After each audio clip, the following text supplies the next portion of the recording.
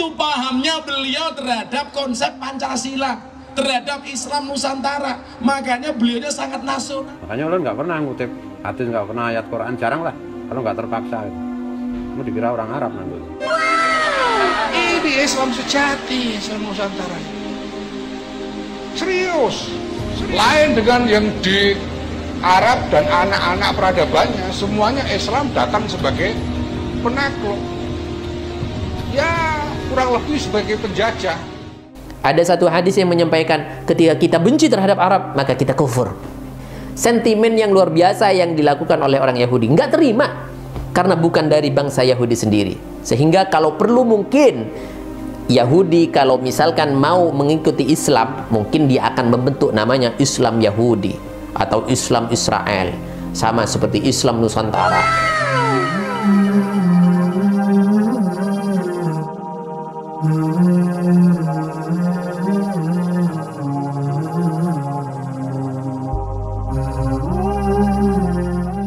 Assalamualaikum warahmatullahi wabarakatuh, sahabat kaum muslimin, subscriber channel Benteng Akidah dimanapun Anda berada. Pada kesempatan ini saya ingin menyampaikan, meluruskan beberapa hal tentang adanya upaya-upaya umat Islam dijauhkan dengan Arab. Artinya begini, kita tidak mengutamakan Arab karena apa-apanya, entah itu karena kekayaan, entah apapun, entah budaya, entah apapun. Tapi ketika di dalam tanah Arab itu ada seorang yang mulia, khairul anam, makhluk paling mulia, yang mana tidak akan pernah ada alam dan langit, bumi semuanya, aflak ini tidak akan pernah ada tanpa adanya satu orang yang berbangsa Arab ini. Itulah yang menjadi magnet kita. Dan di situ kita tidak hanya mengedepankan akal, tidak hanya mengedepankan apa yang menjadi perasaan atau hawa nafsu manusia saja, tapi ini pun juga didedikasikan, diedifikasi terus bagaimana kita umat Islam mencintai Arab. Dalam hal ini bukan berarti lain-lain, tapi kecuali ada beberapa hal. Alasannya begini, tanpa adanya dalil-dalil pun kita semestinya sudah mencintai Arab. Saya mengatakan, saya ingin dibilang Arab karena saya ada kemiripan dengan bangsa Nabi. Mendengar kata-katanya adalah satu hal yang syahdu ketika kita melihat satu kecintaan kita kepada Nabi. Akan tapi yang perlu digarisbawahi, dalam beragama, ini kita mempunyai yang namanya skala prioritas. Bukan berarti kita tidak cinta terhadap negeri kita, terhadap waton kita, di mana ini semuanya lengkap, komprehensif di dalam agama Islam. Para hadratus syekh atau para pendiri bangsa, di mana di Nahdlatul Ulama dikenal dengan hubbul waton minal iman. Keimanan kita diukur dari bagaimana kita mencintai tanah air kita, kurang lebihnya sebagian kecil atau skala kecil. Tapi skala lebih besar daripada itu semuanya, ada bagaimana keimanan kita diukur dengan kecintaan kita kepada Nabi Muhammad, dengan apapun yang ada kaitannya dengan baginda Nabi Muhammad SAW. Kita akan sampaikan beberapa hadis di sini, kita akan membaca kepada Anda semuanya. Dan saya terinspirasi membuat vlog ini ketika saya turun mengajar tafsir barusan, di mana sentimen terhadap Arab ini adalah upaya mereka untuk memecah umat Islam, untuk menjauhkan umat Islam daripada Arab, dan dalam hal ini pada hakikatnya menjauhkan umat Islam kepada nabinya. Di situ dilahirkan dan ditelurkan oleh karakter-karakter orang-orang Yahudi, orang-orang munafik, orang-orang Israel pada waktu itu. Bagaimana di awal-awal, kalau boleh saya sampaikan langsung di dalam ayatnya, a'udzubillahi minasyaitonirrajim, bismillahirrahmanirrahim. وَلَمَّا جَاءَهُمْ كِتَابٌ مِّنْ عِنْدِ اللَّهِ مُصَدِّقٌ لِمَا مَعَهُمْ وَكَانُوا مِنْ قَبْلُ يَسْتَفْتِحُونَ عَلَى الَّذِينَ كَفَرُوا فَلَمَّا جَاءَهُمْ مَا عَرَفُوا كَفَرُوا بِهِ. Orang Israel, orang Yahudi dulu awalnya, ya kita senang, kita akan mempercayai adanya Nabi kita, akan mempercayai adanya utusan terakhir. Dan kalau perlu kita ingin kita supaya dijauhkan oleh Allah, supaya dijauhkan oleh Allah dari sifat-sifat tidak suka kepada Nabi yang akan datang tersebut. Kurang lebihnya begitu. Kepada kitab dan ajaran yang akan datang tersebut. Kepada Nabi yang akan datang di akhir zaman, kata orang Yahudi. Tapi apa yang terjadi ketika Nabi Muhammad SAW diutus dari tanah Arab? Ini menjadi salah satu sentimen ras, sentimen yang luar biasa yang dilakukan oleh orang Yahudi. Nggak terima, karena bukan dari bangsa Yahudi sendiri. Sehingga kalau perlu mungkin Yahudi kalau misalkan mau mengikuti Islam, mungkin dia akan membentuk namanya Islam Yahudi atau Islam Israel, sama seperti Islam Nusantara, Islam India, dan lain sebagainya. Ini upaya mereka untuk bagaimana mereka tidak mau menerima kenyataan yang diberikan oleh Allah Subhanahu wa taala, yaitu sentimen terhadap Arab. Ini diajarkan oleh orang Yahudi. Apa yang saya maksud? Ini sudah dijelaskan di dalam tafsirnya, yaitu hasadan wa khaufan ala riasah. Mereka hasud kepada baginda Nabi. Mereka tidak suka terhadap Arabnya. Mereka tidak terima karena bangsa Arab diunggulkan oleh Allah daripada bangsanya sendiri. Karena mereka takut juga Arab bisa menjadi pemimpin dan kepemimpinan. Saya teringat kepada apa yang disampaikan oleh salah satu Al-Ashraf Al-Ula datang ke Nusantara bukan karena lari, memang sengaja datang untuk berdakwah dan membangun peradaban. Nah, Al-Ashraf Al-Astaniyah ini pengungsi, mustajirun, pengungsi, terusir, mereka mengungsi. Al-Ashraf Al-Astaniyah ini.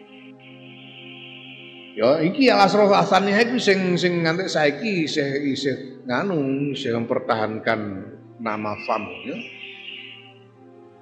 Bangsa As-Saqaf, Al-Attas, Al-Aidid, Ba'aqil,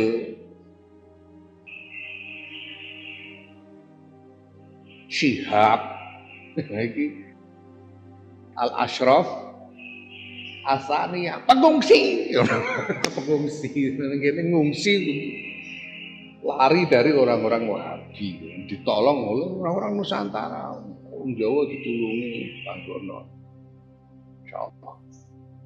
Mulane Al-Ashraf Saniyah iki, biyen-biyen iku, wanu banget, apa jenenge, apa mutawadhiun tenan. Jadi tahu diri. Al-Ashraf Al-Astaniyah yang biyen-biyen itu tahu diri betul. Pengungsi kok ngene ngenger jaluk tulung. Nanti surah macam-macam yang penting ya. Nek wong Jawa butuh ya ditulungi, tapi ora terus apa jenenge? Ora terus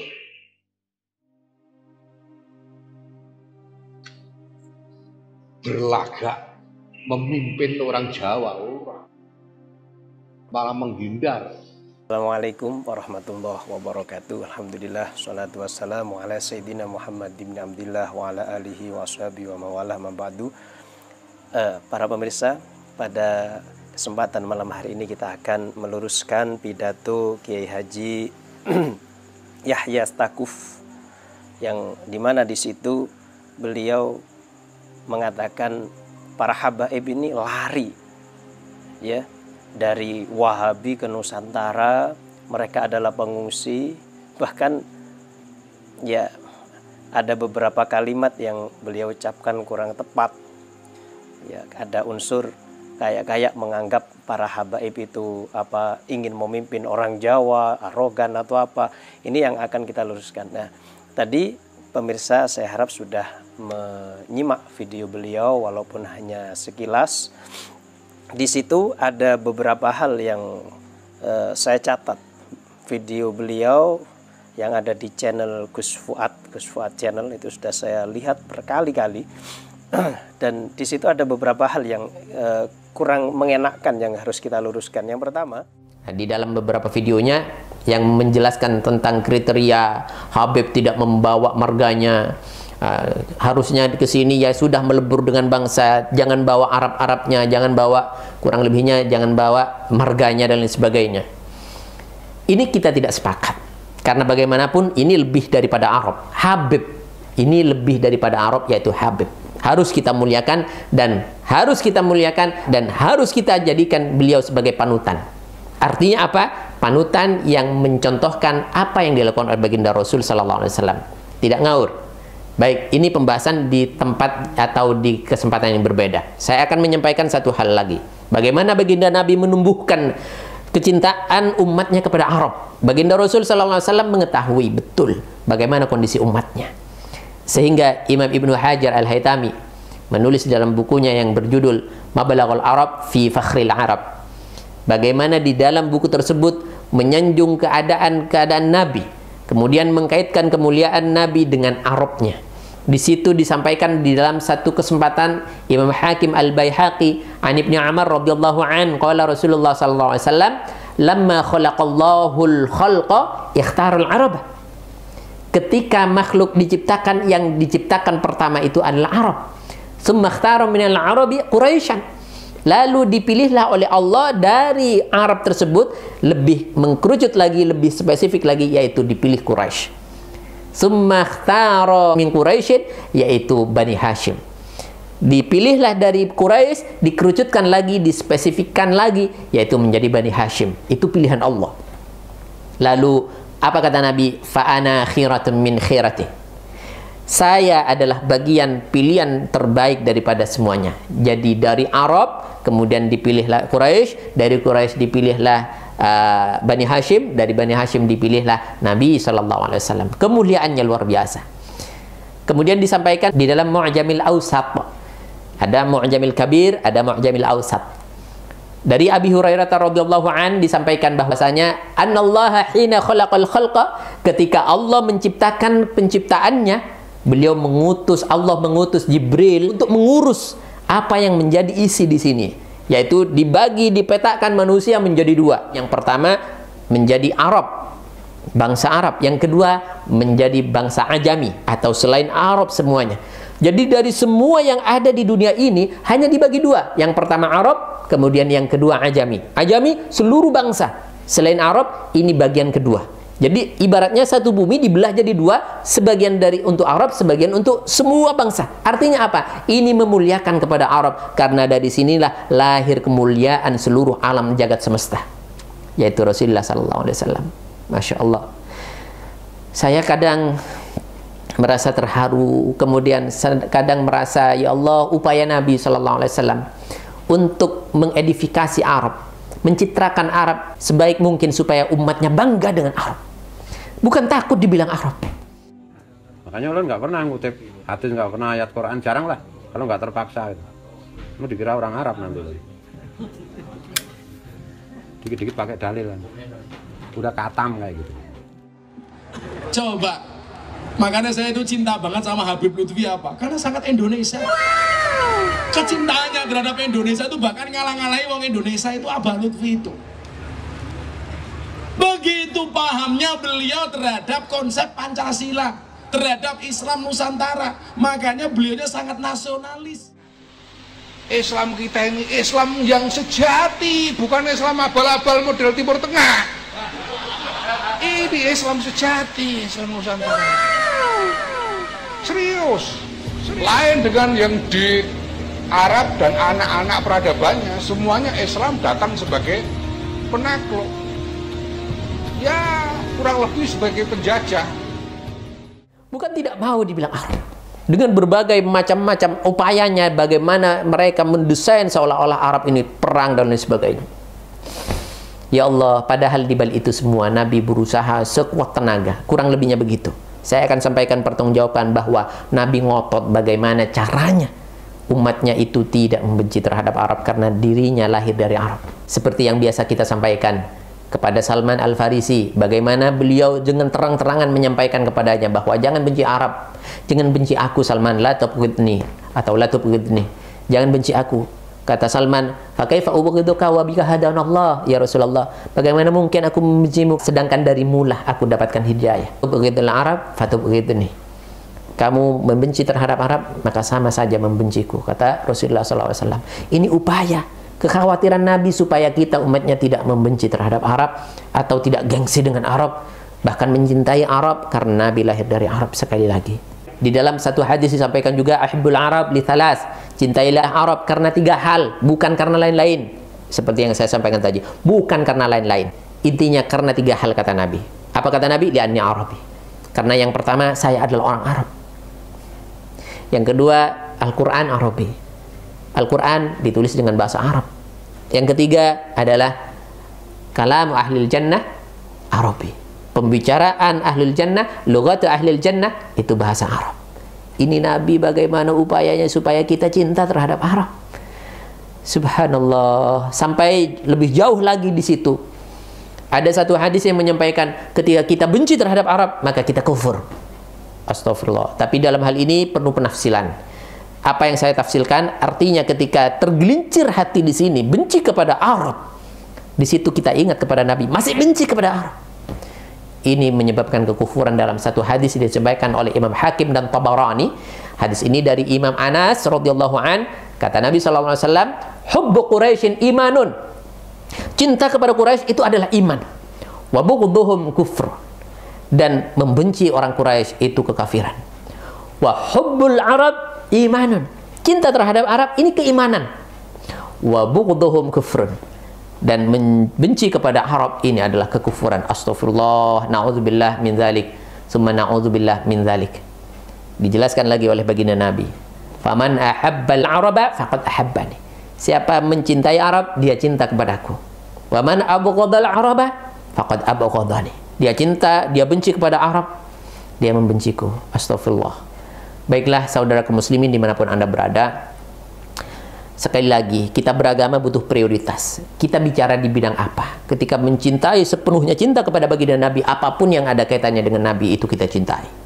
Tapi ketika kita berbicara tentang ketakwaan, semua di hadapan Allah, ya betul sama. Sebagaimana disampaikan oleh baginda Nabi SAW juga mengajarkan kepada kita, bukan harus barbar dan fanatik buta terhadap Arab, bukan. Tapi ketika berbicara soal ketakwaan, Nabi SAW menyampaikan, ala la fadla li arabi ala ajami.